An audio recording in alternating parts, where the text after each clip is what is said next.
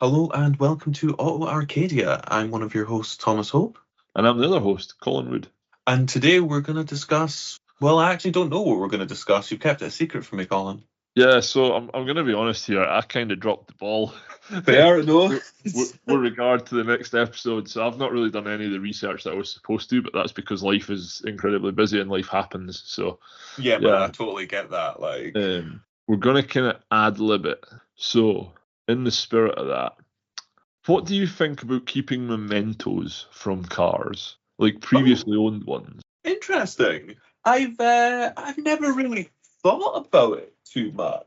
I'm not against it. I don't think on gut feel alone, I'm not against it. I think that I'm kind of maybe sometimes a bit of a sentimental person, and I think that sometimes having a memento is quite nice. Like I've definitely inadvertently kept mementos from cars. Like the second key. Yeah, like the entire service history I said the car had, and I realized that I just left in my cupboard. I saw the car and I had to message the guy afterwards, being like, "I found the second key. Give me your address and I'll post it to you." Quality, man. I don't think I've ever sold a car complete. I've always left something out of it. Yeah, it's funny that actually, because when you said service history, like a lot of my cars don't have service history because I buy mistakes.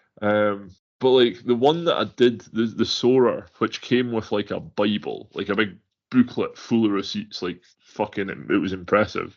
It even had their sales receipt from Japan, like Nice. of the guy that bought it. I mean, the guy said it's the guy that bought it. It could have been a recipe for fucking noodle soup for all I know, because it was all in kanji. Uh, but yeah, like that's the one car I had with service history, and it was such a lump, like to put in and out the car to take to the unit to sell it, that I physically couldn't forget it. Like Yeah. if I left it lying on the coffee table, it'd be like, what the fuck is that? With its gravitational pull. Yeah, the coffee table would be sagging. Yeah, it was, man. Yeah, no, it's a question because I actually do keep mementos from Oh, most you of my do? That's cars. Yeah, interesting. I didn't know that. and I was like, well, just looking now, like I've got the dials out of my Supra, Nice. which were my custom made gauges, but I've got like a ring of keys, where all those people, like 10 people, are missing the spare key for their car. But it's only like the really nice stuff. So it's like the 330, the E36 Club Sport that I had, the 330i, Nice. and the Imprezas, well, some of the Imprezas, and a lot of the J bodies. Like, so there's a lot of like nondescript. They look like house keys, but they're just 90s Toyota keys. But no, it was something. It popped into my head because I know my granddad used mementos, and they were all like keys or like bits and pieces like that, just little things. Yeah, no, I actually think it's kind of nice. Like, I totally get the appeal of keeping a memento for sure. But Parts that are broken that I took off and then never did anything with, do they count as mementos? yeah, man, I've got a toolbox drawer full of those. I've even kept mementos from other people's cars if we're judging it on that. Oh my god, it's a slippery slope, man. It is. It's like one day you're just remembering nice memories, and the next you're a fucking klepto. A hoarder. Yeah, that's the one. Yeah. Fuck yeah, you're not a compulsive thief. You're just hoarding shit.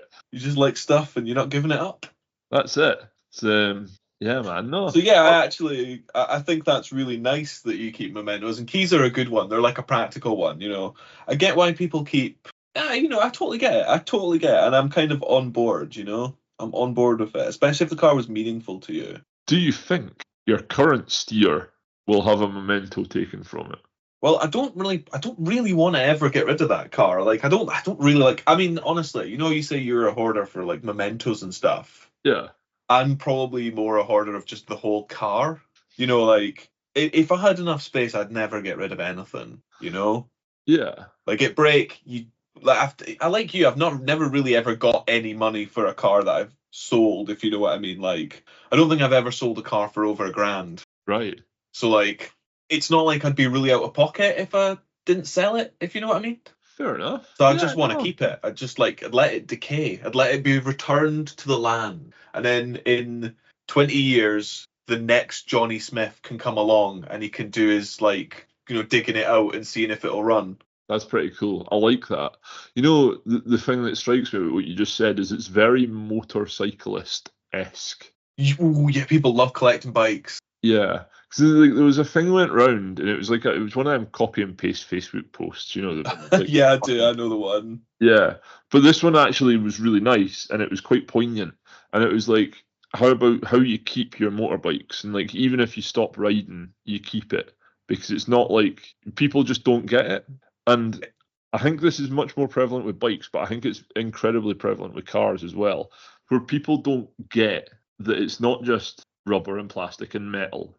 It's like an actual machines have a personality. Yeah, they do, and like you imbue a lot of personality onto the machine yourself, you know, with the history that you go through with it. Like, you know, we often we probably often say that a car's personality is more like dictated by its flaws than its what's the opposite of flaws? By its like successes, by what it does well. Yeah, Like if a car does everything well, it can actually sometimes be quite uneventful. yeah. It's not much of a pantomime. No, no, but when you're when it's middle of winter, snow on the ground, and you're cutting about in your little Fiesta with all of the windows down and the heater's on full max and it's still roasted in the car because the car overheats like fuck. There's a bit of personality to that, you know? Car still Yeah, totally works, but it's basically a mobile sauna. yeah. That's cool as fuck. Yeah, no, I'm on board. Like, and I think at that point, like, because one of the big points of this Facebook post that you fucking copy and paste was like, I'll keep it when I'm done riding because then I can go into my garage and I've got a trophy. And it's like, it's all the times I nearly died. It's all the times I had a really good time. It's all the runs out with the groups, and it's all the Mm-hmm. runs out I had by myself. And it's much like the sum is greater than the total of its parts. That's not What right. it represents. Yeah, the total is greater than the sum, and yeah, that's a quite a nice way of looking at it. Yeah, I totally agree. Yeah, I totally agree. And like I get really attached to stuff. Like I'm not really a big fan of parting with cars. You have to, but like as I say, if I had the opportunity, I never would, you know? Yeah, 'cause I used to have that attitude, so I did. Like back in the day, like when I had the Supra, the Soarer, and the E36 all at the same time, and it was like, fuck yeah. Nice. And then I sold them off one by one, and then I built up another collection. It was ridiculous. I had like 5 cars on the road at one point. But yeah, no, it's pretty cool. Yeah, So it's pretty cool. Do you know what I was just thinking? The only car I was really glad to see the back of that is like there has been one I was really glad to see the back of, and that was that fucking Volvo. oh, and do you know, I was about to go, he's about to say the fucking Volvo here. Like I loved that car at first, but then like I just grew to really hate it and resent it, and like its its flaws were not charming. Its flaws were limiting and frustrating. The only thing it had going for it is it was quite spacious and it had a nice interior. Yeah. I've No, got shit fuel economy out of that. You know, like I hate when everyone bangs on about like, oh, you know, like diesel, great fuel economy. Yeah, but you have to drive it in a certain way. Like I could never get decent miles out of that car. no, and you know, I think a lot of that's to do with the way diesels work because diesels always feel quick, but they're always fucking absolutely boring to drive. Yeah. Like I've never like even the 530D that had like 370 brake horse and like fucking enough torque to fucking kickstart a moon. Like even that wasn't spectacular. Yeah, like the surge is really impressive. Like that surge of torque, that kind of wave of power that propels you forward and pushes you back into the seat. But ultimately, that's only one part of driving. And as I mentioned in the last episode, just overtaking stuff is not really my idea of a good time behind the wheel. No. Like going fast is great, but ultimately going fast, you're still just going fast in broadly a straight line. Yeah, like it's much more entertaining and enthralling to go moderately fast round a sketchy corner. Yeah, I agree. 100% agree. Oh yeah, like yeah, you do 200 mile an hour, and then all it means is you open your door at 70 mile an hour, thinking you're stopped, and go back down. Yeah, totally. It's like your brain just doesn't compute that. Oh, you're not traveling at Mach 10 anymore. Aye, it's a funny old one. Like I mean, it was good on the motorway as well. Like thinking back, that's one thing about a diesel. It will absolutely eat motorway miles, and they're quite nice to drive on the motorway because of all of that low-end torque. Yeah. It also It's like- never really got looked at by the police, which was nice because it was like a fucking sky blue Volvo like saloon. It was anonymity incarnate, really. It was a fairly anonymous car, yeah. Do you know as well, I can actually strike a chord with this because my Mondeo was the same. Did you have a Mark 1? I've had 3 Mondeos. I had a Mark 1 and a Mark 2, both of which came from my granddad because I was a dick and crashed my car. And he's like, here, have this, you fucking knobhead. Your granddad liked Mondeos. He did. He was I a remember he Mondeo had man. one. So he was a Ford man, actually. Sierras and Cortinas and shit like that. Yeah, but no, that was his last kind of steer. I'd never known him to have anything else apart from one Mercedes, and that was it. Did you end up with that Merc? I did end up with that Merc. Was that faded blue? No, not faded like kind of weird burgundy purple C class? Yeah, that's the one, man. See, I've got good memory for some cars. Oh yeah, I like that car. It was cool, man. Like, do you know as well, right? Recently, I have had a hankering for another W202 shaped Mercedes. Timeless. They are. It's that. You know what it is? It's like an old Volvo or an old Saab. They're very brick-like, aren't they? The brick, yes, that's it. Just the 3 bricks, 2 bricks, and then one in the middle, and that's the shape of the car. Job done. No more fucking about.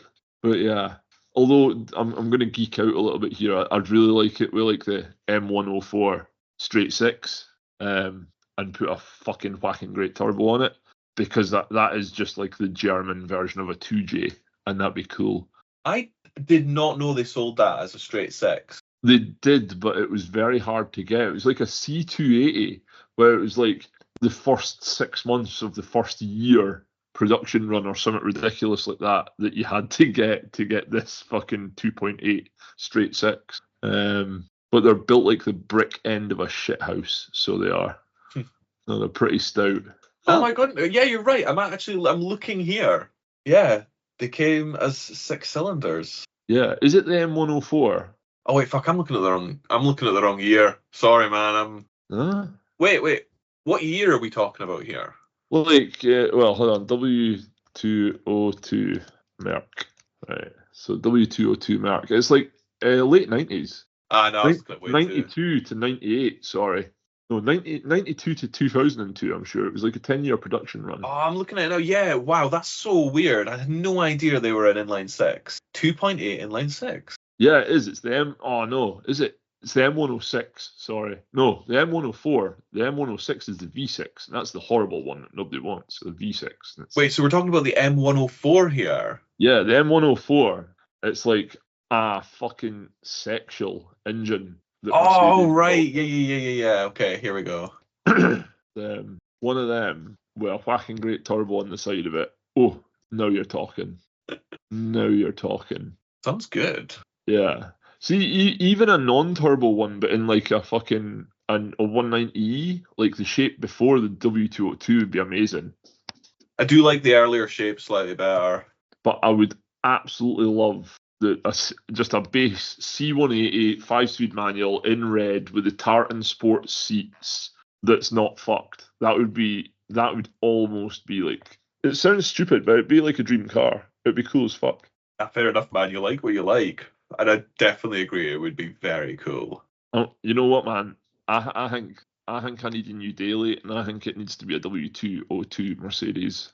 It would get you in a Merc. It would get me in a Merc, and it would get me in a Merc that I wouldn't fucking detest as well. Because like the dash, like they are timeless, man. Like the shape of them and the style, and even the interior, like, is actually still a nice place to sit. Nearly 30 years after they were all built. When you put good quality in, it kind of lasts. I like them. I do really like them. Yeah, I could definitely potter along in one of them. And they have one of the best things in motoring for me, and that is a random button that does a random thing.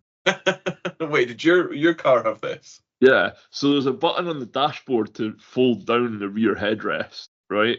And Good. I know that this sounds like, I know you're sitting there thinking like, what the fuck are you talking about, you fucking idiot? This sounds crap. But until you experience the utter violence with which it folds them down, mate, It's honestly, I love it. I think it's Which just way class. do they fold down? They don't fold down like forwards, as if someone was sitting there So and they'd get like bopped on the head. so you have to have them up. So like when somebody jumps in, they'll pull them up and they pull them out of the parcel shelf. So like when there's nobody in the back of it, when you look through in the mirror, it's just a flat top on the seat. Oh, I get you. Okay. But then the headrests are on like a dog leg, so that they're crooked, and you put your arms back and you pull them up out of the parcel shelf. And then when you're in your Mercedes, reversing into your garage because you're a posh cunt in the 90s, and you're like, oh, those dickheads left the headrests up. You press this button and it like absolutely slams the fucking headrests back, like to the point where they nearly bounce back up. I find it wild that they put a button to put them down, but not a button to put them up. Yeah, I know. It really does seem like the tail's wagging the dog a tiny little bit on that. But there's loads of these, man. Like seeing the Toyota Chasers, like the JZX 100s, Mm-hmm. the center vents in the dash had a waft button, right? And when you pressed it, they would waft Sorry. from side to side. Oh, like a fan. Yeah, it's fucking class. But my absolute favorite one was the SC 400, which is like a Toyota, the Toyota Soarer, but it was like a UUZ 32, which was the top of the range V8 motherfucker, right? And Wait, is this a Lexus? yeah, man. Yeah, Well, okay. it's actually a Toyota, but it's a Toyota, but Lexus in America, because that's the only place that Lexus really existed back then. This is Right, I like get you. from 92 to 2000-ish was the production run. And so like they had on the door where your mirror controls were, there was a button and it had vibrator motors in the wing mirrors, right? So you pressed this and the wing mirrors would vibrate. And the reason for it was when you went out to your car in the morning and all the morning dew was on your wing mirrors, you would press this and it would vibrate all the water off so you didn't have to wipe them and leave smudges and smears in your mirrors. Mate, I'm already on Auto Trader looking for one. Dealing with dew on the wing mirrors, that is the one thing that's been bothering me in my life. Every single time. I just can't handle it anymore. That's an insane feature. Yeah, and what's more as well, like they were actually a kick-ass car because they had air suspension. So they didn't have anti-roll bars because they didn't need them. So the suspension was active and it would pump up one side and loosen it and depressurize the other side to counteract body roll. That's really cool. That's a very, that's kind of a Japanese kind of thing, you know? They were Oh yeah. obsessed with minimizing stuff like body roll. Like, is that not the reason why what is it, the 3000 GT had rear wheel steering as well, to like stop as much body roll? I'm sure there's something about that in there, yeah. I could be wrong, anyway, but like really fascinating. I'm looking at some of like the stats of the car at the moment. Had a drag coefficient of 0.31, which is quite low. Yeah, like this is when everyone else in the world was creating fucking bricks with a drag coefficient of 0.9. Like this rocked up and was like 0.33. And then you had the non-turbo Supra the JZA80, the Mark IV. It was like a 0.29 when you took the spoiler off it. It was properly slippy. Like it took till 2014 for standard cars to match that, because it was like the Audi A4 of 2014 was like 0.28. I believe that was the first mainstream car that was lower than it. I think the Prius was quite low, actually. It would have to be. In fact, the Insight was probably the lowest, now that you mentioned the Prius. Yeah, no, the Prius has got a really low drag coefficient. Well, it has to be good at 2.6 I'm looking at here. But what was it? It was like there was a really early Tatra? The Tatra, yes. Was it Tatra 87? Was one of the first kind of aerodynamic... Well, it was a car that took aerodynamics like into question, and it had a very, very low drag coefficient. Yeah, 0.36 for a car that was built in 1936. Yeah, so that's probably, if you were looking at it like in relativity, that would be the lowest ever. because everything else at that time would have been like 1.2. It was a big brick. Yeah. Yeah. Yeah, they were No, still that's- doing coach building stuff at that time, you know. Yeah. It was still like leaden body panels, which is fucking mental. Yeah. No. This is actually going pretty well for just being a wing it episode. Yeah. I was kind of casually in the background scrolling through like some auto news. Oh, on that. Sorry, if you've got a question, lead with it, because I have No, fire I've on, got man. another one for you. So I was doing the same like today at work, because when I'm at work, I don't really work. I just chill out. If anyone from my work is listening, that's a lie. But yeah, Good, you've got your stuff covered there. That's totally fine. I'm Yeah, sure man. that'll be okay. Nobody's read me my rights. It's all hearsay. So I was scrolling through, and of course, anyone that's not been living under a rock will know that the man best described as a tangerine with a fucking blonde wig is president of the United States now. Ah, yes, Orange Man returneth. Yeah, so I don't want to put politics into this, because the car scene is divided enough without opening that particular can of worms. Yeah, I think that's a fair idea. I don't want shot by a radical American. So there's a lot of car news stuff, though, right? And in all of history, I can't think of a time when politics and cars have mixed and it's came out for the betterment of anyone. Ooh, do you know what? I think I'm not 100% sure, and I'm going to research this, but I think you might be onto something. I don't think politics mix particularly well with cars. No.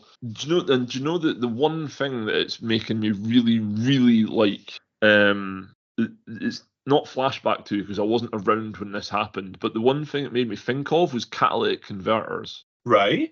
So in the 80s, Ford was developing the CVH engine. I can't remember what it is, but it's essentially like a Hemi. It's got a semi sort of, fucking hell, man, use your words.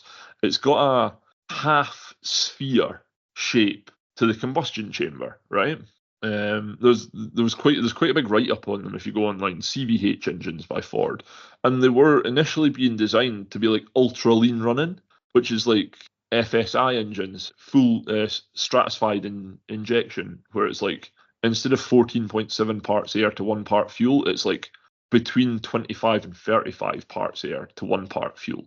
Ultra lean running is the thing. Interesting. And then they legislated to make it so that you had to have a catalytic converter for cleaner emissions, which totally fucking destroyed all this work that Ford were doing at the time to have an ultra lean running engine. And like, if you look at it now, like if you do like a quick causality chain off the back of that, so if catalytic converters were never made into law that you had to have them, right? If they remained optional, Ford would have brought out this engine that uses half the fuel to do the same work as everybody else's car, right? It would have been a runaway sales success, and every other manufacturer on the planet would have been scrambling to keep up or to beat it. And then you would essentially, from the 80s till now, have used half of the fuel and hence emitted half of the pollution that you have done now. But that was fucked by bringing in a device that was designed to stop pollution, because it doesn't stop it, it neutralizes it, it catalyzes the elements in the exhaust gases. But when you look at it like that, it's like, if they hadn't fucking legislated that you had to have a catalytic converter, then we'd have had all these ultra lean running cars. Yeah. Like, do you follow the what I'm saying there? Yeah. No, I'm reading a little bit about it at the moment, and yeah, it was interesting. It was fitted to a few cars. They had a lean version, but it disappears after legislation came in. So we're really only going up to kind of the absolute late 80s, kind of. Yeah. So like in MOT land, anything after 1991 has to have an MOT, a catalytic converter fitted. But because manufacturers don't necessarily care what VOSA says, they care what the government says in its construction and use legislation, which is like what governs how high a headlight has to be and what governs this and what governs that. So that probably says totally different, and it would have been about 86, I would believe, at a rough guesstimate, when it came in, like when cats started becoming really widespread. But yeah, I can't think of any other examples, but I'm sure there's lots out there. Of politics getting involved in Yeah, cars. like I can think of quite a few, actually. one of the big ones, actually, just after having said that, is American like construction and use and plastic bumpers. Yes. So like MGBGTs being worthless after a certain year because everybody of a certain vintage will say in the UK goes, oh, it's the American one. It's got a rubber bumper. They're gay. Horrible. And it's like, the car's shit anyway. The standard of the bumper fitted to it doesn't matter. Look at the state of it. I mean, like, yeah, it's not the biggest problem. I mean, honestly, I quite like the look of the GTBs, and I prefer the look of the GTBs with the bumpers, but I prefer the look of them with a bumper delete more than anything else. So everyone over the age of 52 has just exploded, and well, they haven't because they don't listen to podcasts, but they've all just like felt a disturbance in the force and been like, "Fucking, what you say?" Yeah, I said it. I actually prefer the plastic bumper version of the MGB. I'm not sure I'm that into chrome and bright work on cars. I used to be really big in it, and I don't know, I'm not so sure about it. Fair enough. Everyone had their lowrider phase in Grand Theft Auto when they were like, "Oh, chrome doesn't cut it anymore. Those bumpers have to be solid 24 karat gold." Yeah, when the game give you the gold kind of metal color option, you were like, well, I'm not going to pick gold, am I? That's it exactly.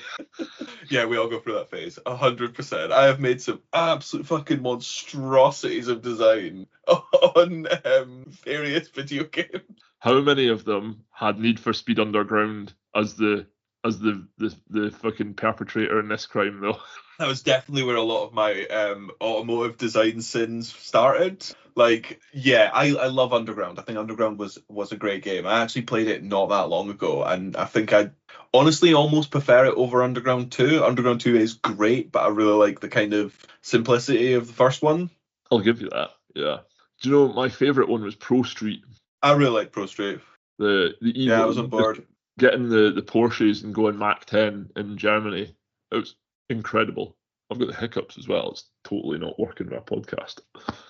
But yeah, sorry, getting back to our original thing of like, where like you start making these like terrible design decisions in car games, was Underground 1, where different bumpers, as you unlocked them, were worth more cred or reputation or whatever. Like, I think it was a star or something it was measured in, and you needed a certain number of stars of your car to get into some of the later races. So you're incentivized to just bang on the highest star number one, irrespective of how like terrible and like goopery it looked on the car. Yeah, man. No, it was like the higher the star got, you know what it's like? It's like rich people in real life. So it's like whenever you see somebody with a fucking hell, I can never say it. Masonry Ferrari with a body kit. It's like the footballer special Range Rovers that are all kitted up. Yeah. It's like you having money did not mean you have class or There's style. definitely a lot of design houses that will take a nice car and ruin it for you. Oh for yeah, a small fee or a large fee. which is actually I don't think you can go wrong with an Italian one though. Much like buying a fine suit, I think the way to go is Italian. Can't say I've owned either a fine Italian car or a fine Italian suit.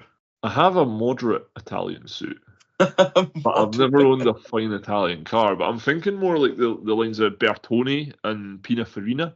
But were they not design houses? Did they not like design the car? Like penned by Bertone? Well, actually, that's a good shout. I know, like Peugeot, for example, for the 406 coupe, absolutely jaw-dropping car, by the way. Beautiful. Yeah, I really like the 406. I think that car has aged quite well. It has. I don't like the saloon version though, because every time I see one and from a distance, and I'm like, is that an S14A? No, it's a ship Peugeot. They have a the headlight style when they're coming straight on at you from a distance away can be relatively similar. Like, I'll have to take your word on that one. God, yeah, that is a kind of I kind of like that style of Peugeot. You know, that design phase they went through, because I quite like the the 106 with those kind of headlights, Yeah. like the narrow wraparound ones. 406 Coupe and then 306 GTI 6, my two favourite Peugeots. What was it, the 306 GTI 6. 6? Yeah. Oh, hold on. Just such a, and like, I don't like hatchbacks, but it's such a wonderfully proportioned little car. Oh yeah, no, totally. It looks great. I'm not sure I'm as big a fan of that kind of burnt orange that it came in. That very like, it's kind of like advertising poster color. Yes. A bit like the orange 350Zs. Yes, I'm not a huge fan of that orange. No, it has to be blue for a 350Z in my mind. Yeah, they look good in blue. They look really good in blue. Blue's a nice color for cars. It is. I'm struggling to think of a car that doesn't suit a blue. Yeah, that's a good question. There's nothing popping to mind. I mean, I'm sure there is something, but Ferrari. Ferrari, I love yellow Ferraris. Ferrari is yellow to me. Yeah, it has to be sunburst yellow or Marlboro red. Yeah, red Ferraris are cool. I just prefer them in yellow. I gravitate. I really like yellow as a car color, actually. Do you know? I'm 100% on board with that because yellow is fucking kick ass on a car, especially a nice looking car. Aye. Like my 911, when I buy it, if it's not yellow, will turn yellow. How would you turn it yellow? Would you wrap it or spray it? Oh no, fuck that. I'd paint it. Just with a brush. No, I would spray it, but no, I wouldn't wrap it. I've seen wrapped cars, and it's very rare that they look good. I think wrapped cars look good from afar. They look good from afar, and if you pay a lot of money, they look good for about 10 minutes. No, do you know the thing that really gets me with the wrap, right? It's like, how do I look after this? Yeah, it's actually a question I've never really asked myself. Like, I know, I don't know, but like, I can't polish it. Yeah, that's true. Even if I can polish it, it's fucking pointless because it doesn't react like paint. It doesn't build a luster. So you probably have to be quite gentle with cleaning it. Yeah, because I like to clean my cars. Like, I have an embarrassing amount of financial commitment to car cleaning products on a shelf right next to me right now. And I have so many different types of waxes that it's fucking unbelievable.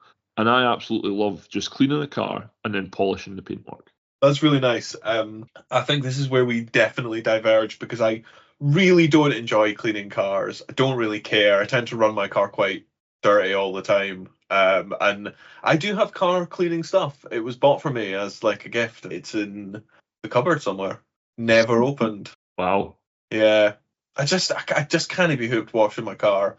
If I'm gonna wash my car, I'll take it to Sketchy Car Wash and like just get it washed there. And I would never take a Hoover anywhere near the interior of it. Oh man. It's crazy it's lasted kind of relatively tidy this long. My heart broke when you said you take it to a Sketchy Car Wash. Like, what do they do? What do they do if they drop the sponge? Let's pick it back up again. No, you don't. You fucking bin it and get a new one, you fucking Neanderthal. Yeah, we're very different. I mean, the paintwork on my car is not amazing. Like, there's definitely spots where it's been like kind of shagged. But I cared for like a couple of months of owning it about the paintwork, and then I started to notice more and more stuff on it, and I was like, do you know what? I can't anymore. It is what it is. Mate, you need to bring it down and let me do a paint correction on it, honestly. I can show you where all of the little kind of like scratches and dents and like bits where the paint's kind of been like almost worn through. Bird shit is a real problem for me. Like, honestly, there's places clearly where a bird shat in the car and I've not been able to immediately clean it, or not been able to, in finger quotes, I think a little bit there. And like when it's come off, the shit's taken like the paint kind of top coat or something off it. Not the best. You know, right, I have actually sponge bathed my car in a parking space once with wet wipes to get rid of bird shit when I came back to it. Yeah, man, I live on the fucking shore, under a bit where birds nest. Like, honestly, people used to call that TT the shitmobile because it was just plastered. Literally, sometimes you couldn't see out of the back window. There was just so much nasty seagull shit on it, and like you literally couldn't keep up with washing it in the summer. Like, I've parked my car, gone into the house, to like pick up a bag to go and see a friend, come out and there be shit on my car. Like Wow. it's I'm pretty sure a bird shat on my car while I was parking it once. Oh, and once when I was cleaning my windows to get bird shit off them, like off the windscreen, another one shot it while I was doing that. Like, they're an absolute menace. So I've got a car cover now, which takes a lot of punishment and really does the God's work. But I don't need it in the winter because the birds kind of disappear. That's crazy, man. I'd legitimately have moved house. Well, I want to. Like, yeah, that's crazy. It's not an ideal situation, and it was kind of fine when the cars I owned were a lot shiter. Like, I just didn't care. But for this one, I actually invested in a car cover to like keep it relatively nice. Fair play, dude. Fair play.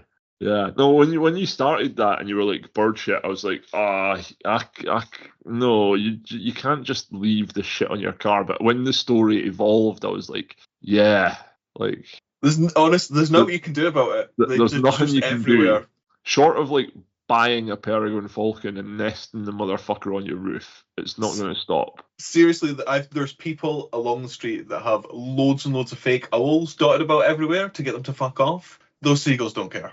Yeah. Like, I was walking home one day and I watched two seagulls fight in midair above traffic, and then they slammed onto the ground, didn't give a fuck about the cars coming and blasting past them, continued to fight, and then took off to continue to fight somewhere else. And I was like, gee, you guys just do not care. You're just mad aggression. They're crazy aggressive. Yeah. You know, like, it's mental when you say that, because I'm actually thinking back now, like, I've seen some fucking seagulls that could only be described as units. Yes. Like, I've actually I haven't, but one of my old garage manager, way back when, this was like 13 years ago now, he actually saw a seagull eat a pigeon. Oh, that's horrible. It was like, it just walked up to this baby pigeon and it was just like, done. They can eat a lot, like big things. Oh yeah. I was fucking shoulder slammed by a seagull that missed. I was holding something in my hand and it dived down from behind and missed what I was holding and slammed into my shoulder. And all it did is just knock what I was holding out of my hand. Like, it crashed to the ground beside me. I looked at me and took off, and I was like, "You fucking arsehole!" Like, what the fuck? It's like being pushed quite forcefully on your shoulder from behind. Yeah, no, they're dicks. Like, they will try and steal fucking everything as well. Yep. It's like walking back from the chippy when we were at school, and it's like yeah, they were having to avoid pigeons fucking dive bombing you. Yeah, oh, fucking hell, we are way off topic now. We're like fucking what, like 20 years ago. Yeah, we're deep in the woods now. We're complaining about animals. Yeah, this is actually a show about cars, Lee. It was briefly. It's been hijacked. Yeah. Hey, entertainment over accuracy, man. Yeah, it's a fair mantra. I stand by that. So, what were we originally talking about? Like the actual car subject that we meandered from?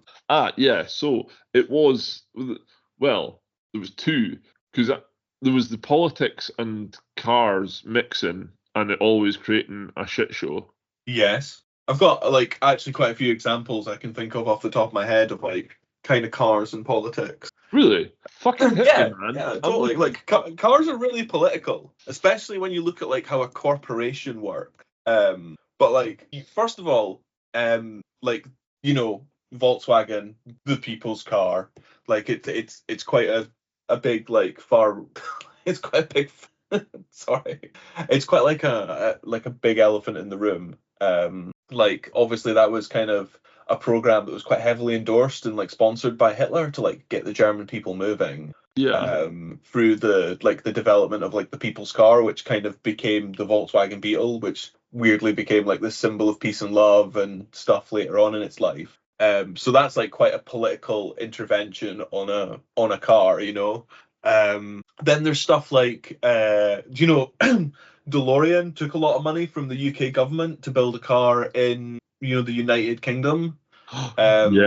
Wasted it all on coke, which is top lad.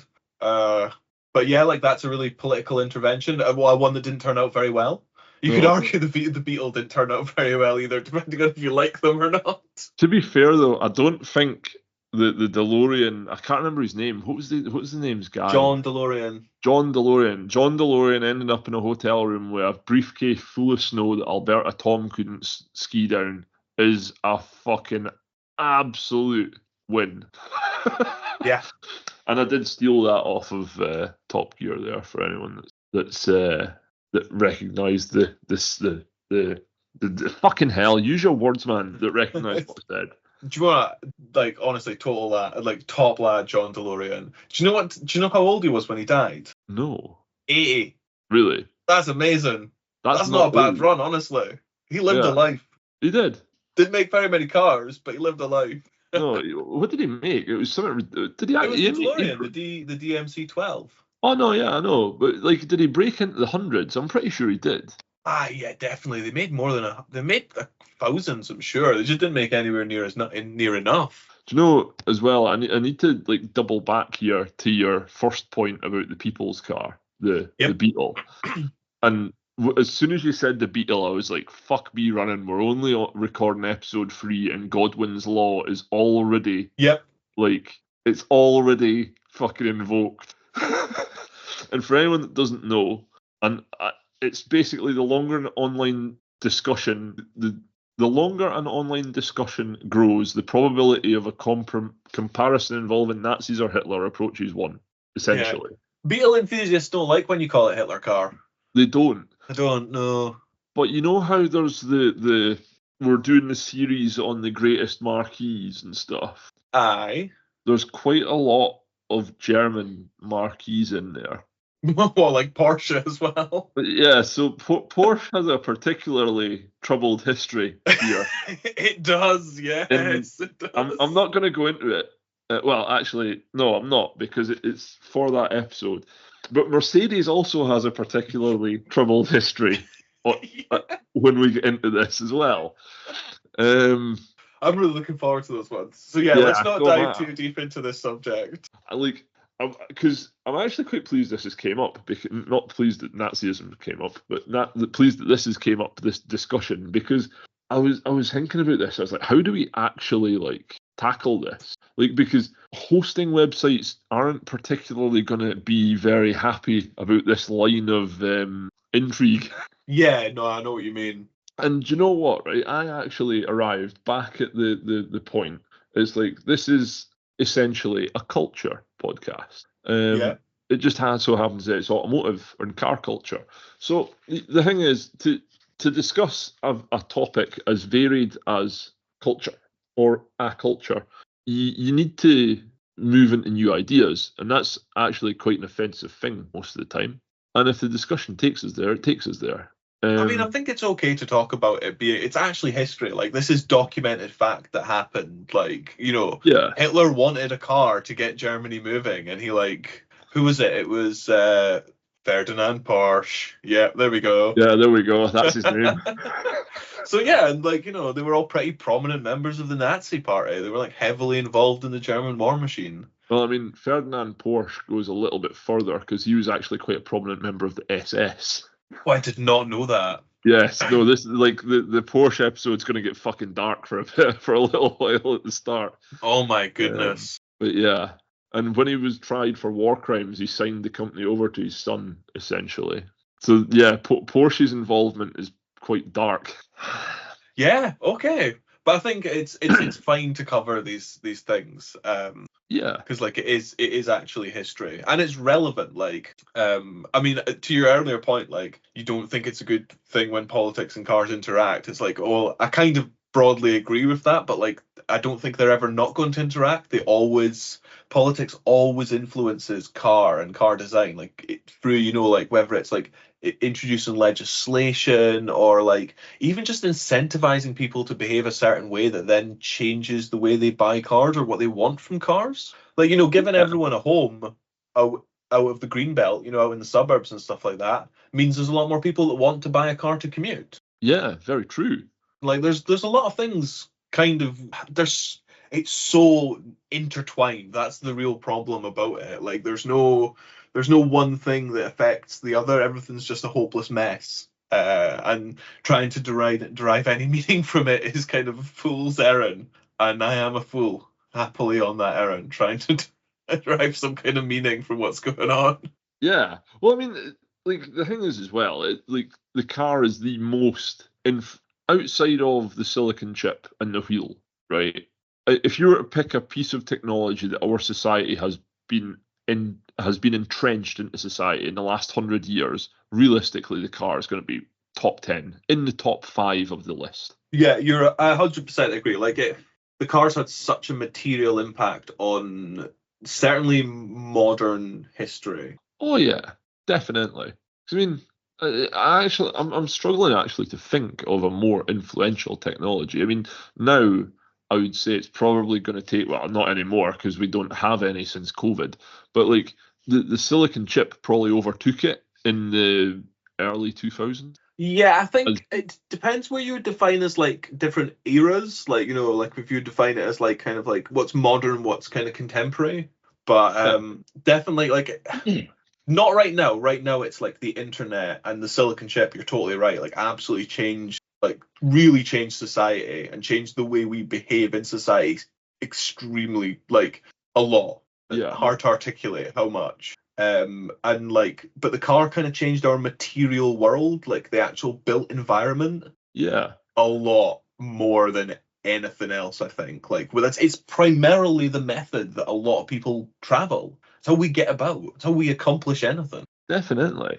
Like, I mean, nothing. I don't think anything's maybe the horse and cart, because that's what start. No, in fact, yeah, that's really what started the building of roads. Suppose so, but I mean, like, you also just kind of build roads naturally by like walking a certain path. It depends what you define as a road, I suppose, isn't it? Like you define a road as like kind of like a Roman road where they actually like made an effort to put down stones and like kind of make it smooth and straight and flat and stuff. Yes, I would define that as a road. Anything less than that's a track. Okay, yeah, I'm on board for that. I think I agree.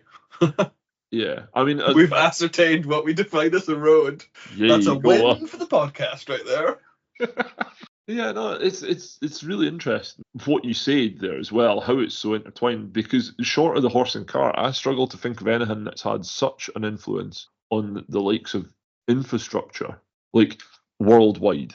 And I mean, I know, maybe like, think of one actually. What's that? Would be domestic plumbing and like water infrastructure. Yeah, actually, yeah.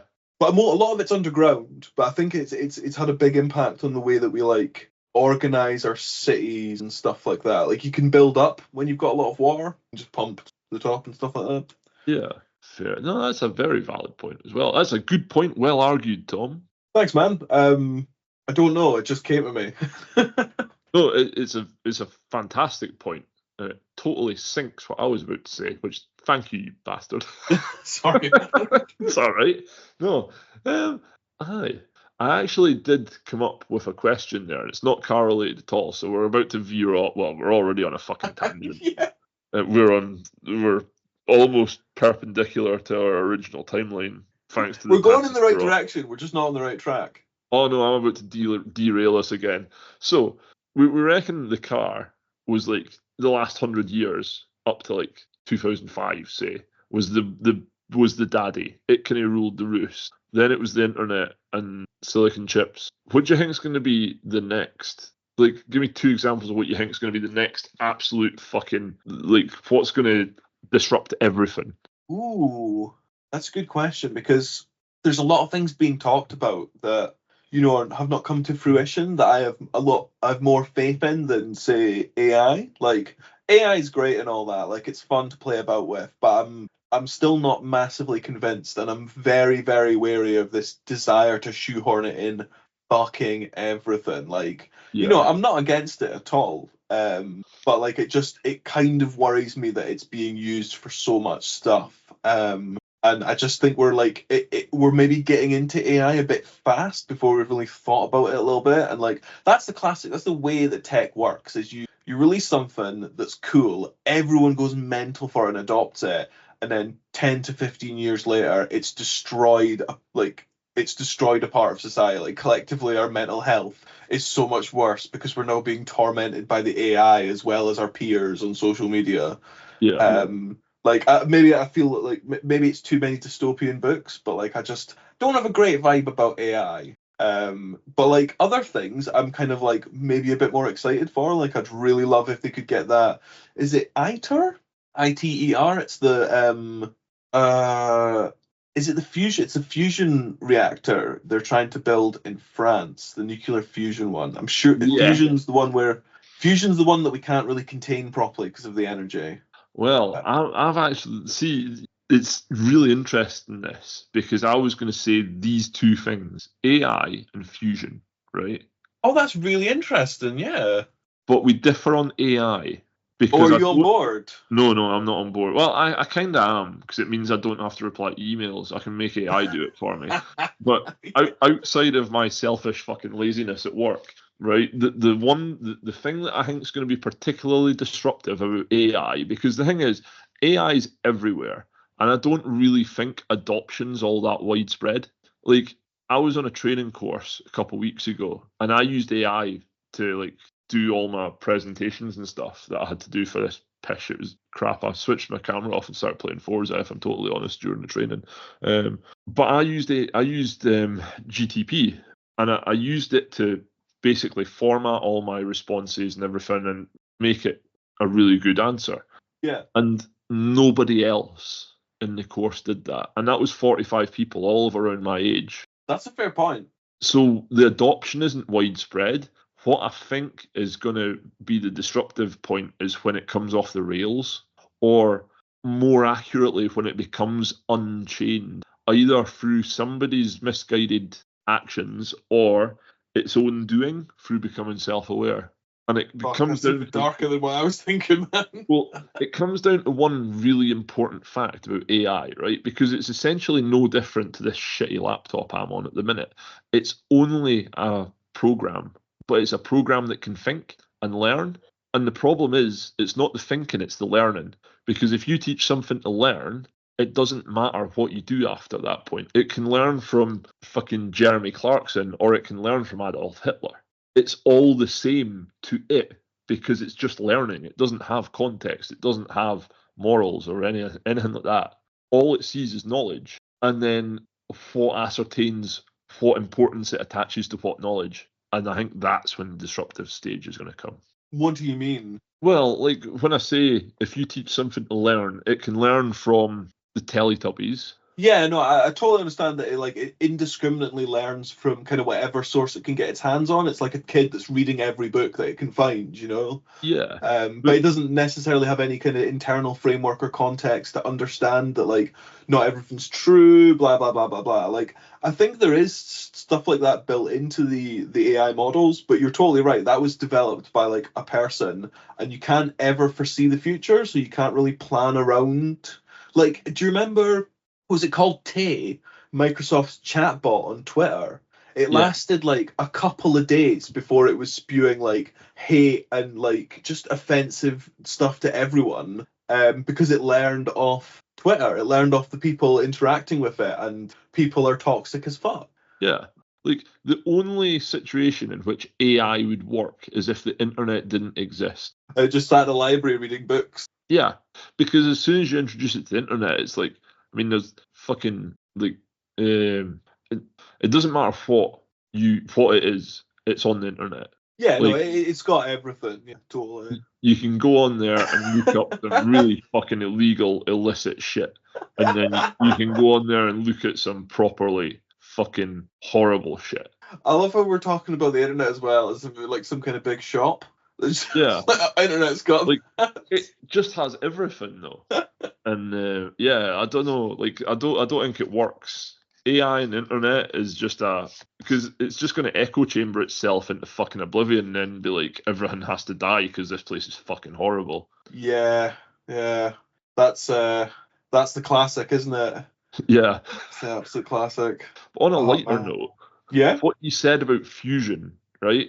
There's a company I follow on Instagram called Polar Fusion, and they do a lot of machining of parts and stuff, and like I follow it quite closely. And there's like a Chinese team. I might be wrong on the time, but they managed to like contain the reaction for like minutes. Yeah, Like, it they've was, like, done it in the 4 or UK 5 as minutes. well. Yeah. They've actually the ITER used to do stuff in the UK, and they had a lab that produced stable fusion for a few minutes. That's what they're building in France. It's like a massive fucking 2 proper ITER massive scale reactors to actually generate, like genuine power rather than like less than's needed to kind of contain it, if you know what I mean. Yeah, and you know the only thing that worries me about fusion is we don't hear about it in the news anymore. Because No. I remember hearing about it in the news, and they were like, "We managed to make fusion for 0.2 of a second," and then literally 6 months later, it was like, "We managed to make fusion work for 4 minutes." Like that's an exponential increase. Yeah. Like if it keeps going at that rate, we could have fusion within the next 5 years. Yeah, it never really materialized, did it? Well, it might have materialized, and you just don't fucking know about it. That's the problem. But yeah, So yeah, they're planning on starting in 2035, that's which class. is absolutely crazy. Yeah, Yeah. no, I'm pretty excited for fusion. It would be really good to get some like genuine, like kind of constant baseload power sources from this kind of technology.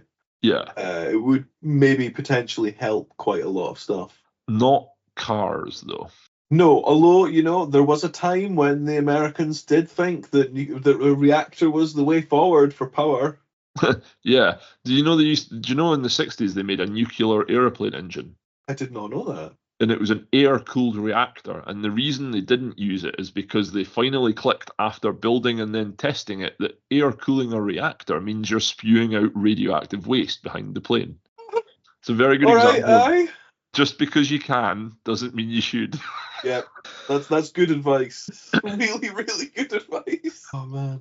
Oh fuck! Sorry. Yeah, I was about to bring that back in line to the nature of the podcast there, because we went a bit doom and gloomy for a bit, and then we went totally off the fucking rails. But limitless electricity means we have to have fucking electric cars, because everyone's going to go, well, why would you want to hydrolyze hydrogen to keep your petrol engine running? Nah, man, it doesn't mean we're going to have electric cars. It just means that most people will have electric cars. Yeah, well, I mean, there'll still be some oil and stuff like that. You know what they say though? What's that? That when they outlaw cool cars, only the outlaws will have cool cars. Ooh, I've not heard that. That's a catchy one. That's one of mine. So it is. I don't know about you, but I'm not driving a diesel fucking estate anytime soon. No, because that'll skip as well. Yeah. No. I mean, the only thing that I can really think of further to add to what we've been talking about in general is I've got one last example, a more UK-based example of politics and cars, just a small one. Oh, hit me. But it's kind of contemporary for us. But like, we were pretty young, but when Blair was first elected, like one of like his kind of like slogans he was going for was like targeting the Mondeo man. And that was like just like like the normal kind of like working guy, basically, like the normal working families. Yeah. That like were kind of almost like kind of stereotyped as like, oh, they probably drive a Mondeo. It was seen as like like the everyman car. And that wasn't like a deliberate act on Ford's part. That was because they sold so well in the UK. That like they were ubiquitous. Like loads of people had a Ford. Like everyone knows someone that's like owned Fords, especially if they're older family members. Oh yeah. For sure.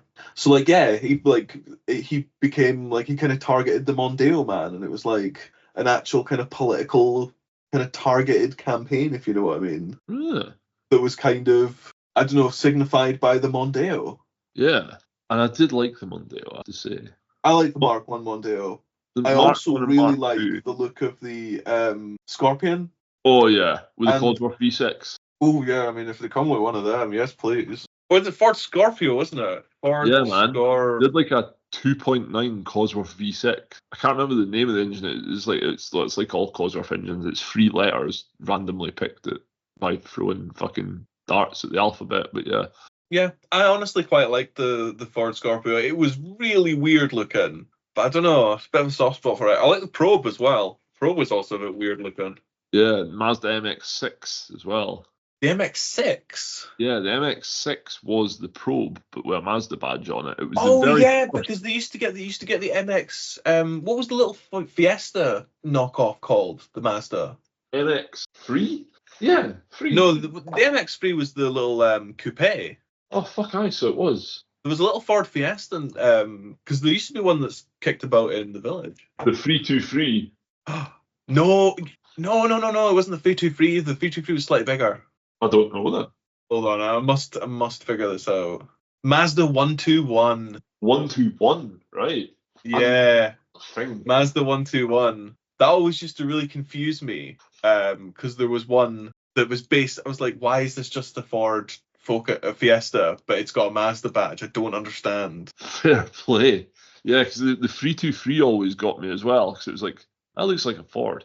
Nope. Yeah. They must have had a badge engineering kind of partnership, I think. Yeah, it was one of the first, so it was. They never started sharing engines until like the 2000s as well, because the Duratec was a Mazda design. Because up until that point, all Ford inline 4 petrol engines had a common design of gearbox, bell house, and bolt pattern.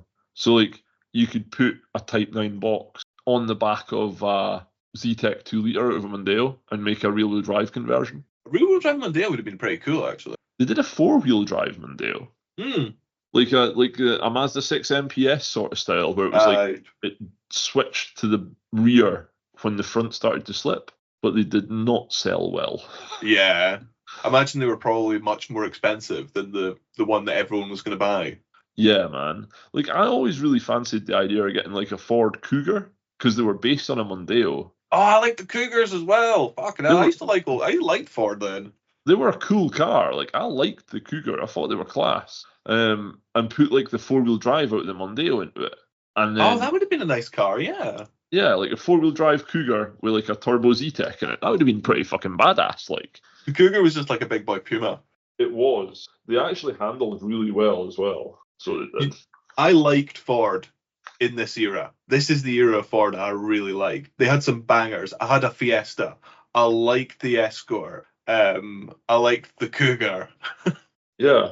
Do you know, and it was refreshing to have Fords without all the fucking pop and bang remap automotive super aids fucking dickwads that drive them now. Because like Fiesta STs, I'm looking squarely at you. They're going to get a lot of hate in this show, folks. If you like Fiesta STs, you might not be the people for you. Yeah. Do you know there was a Ford Cougar in our village as well? I don't know if it was the V6, unless they only did one, in which case... No, you could get them with a Z-Tech in it as well, the 2-litre. Might have been a 2-litre. No, I liked them. They were cool. They still pop up now and again, but they are so fucking rotten. Yeah, I was gonna say. Just like new. Well, my Fiesta was rotten, and it was about the same age. Yeah. Did Fords have a bad rep for being rotten? Yes. I think that's well deserved. Yeah. Almost as bad as 90s Japanese metal, but yeah. just the time when they just didn't bother. Well, dude, we're nearly an hour and quarter in. Do you want to wrap up? Yeah, I've got to eat. We should really wrap up. I'm now looking at a Ford Probe on Auto Trader.